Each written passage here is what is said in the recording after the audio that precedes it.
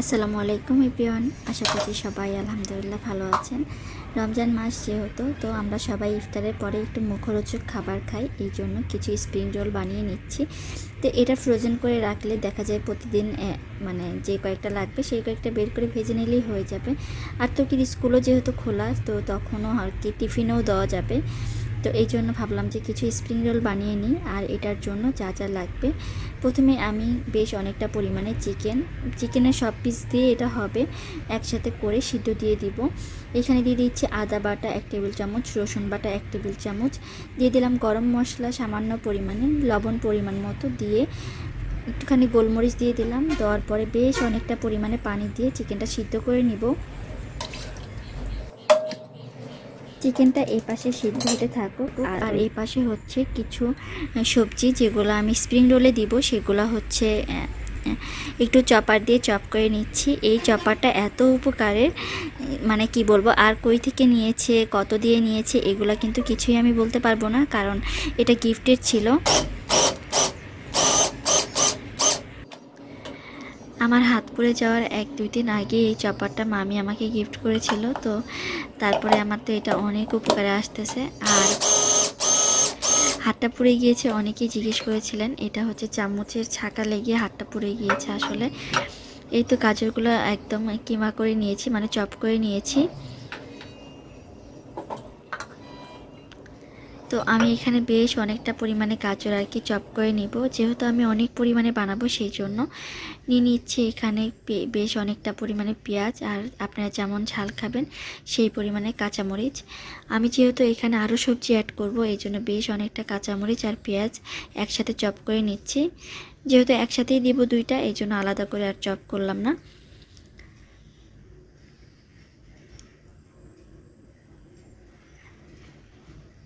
এই তো পেঁয়াজ আর কাঁচামরিচটা একদম কুচানো হয়ে গিয়েছে। এখন আমি হচ্ছে ক্যাপসিকামগুলোও একদম মানে কুচিয়ে নিব। ক্যাপসিকামটা আমার কাছে মনে হলো একটু কম আর কি হয়েছে।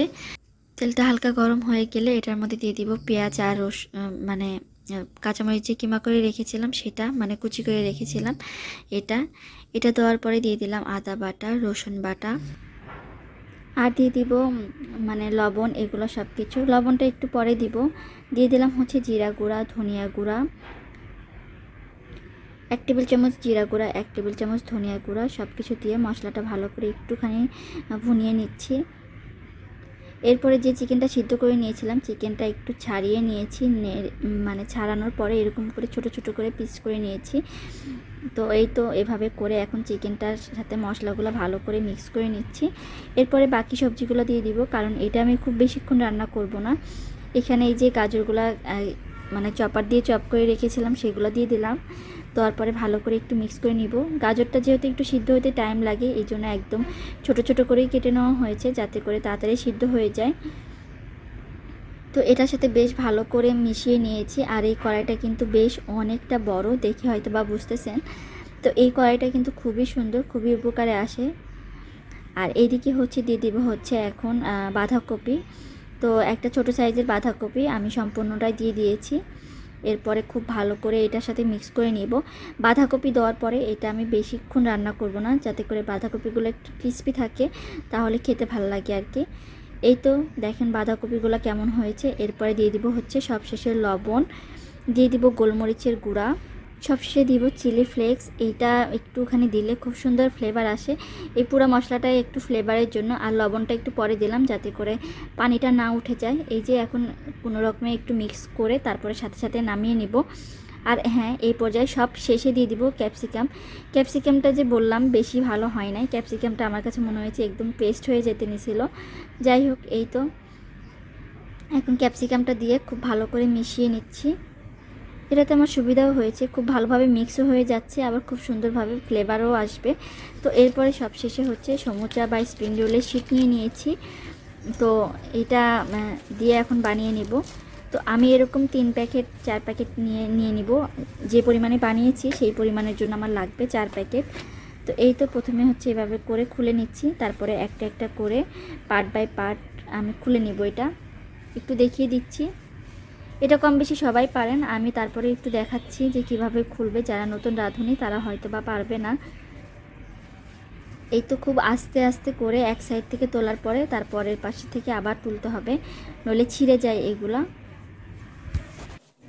আর পাশেই কিন্তু একটা বাটিতে আমি একটুখানি ময়দা পানি দিয়ে গুলিয়ে রেখেছি, এটা আঠার কাজ করবে।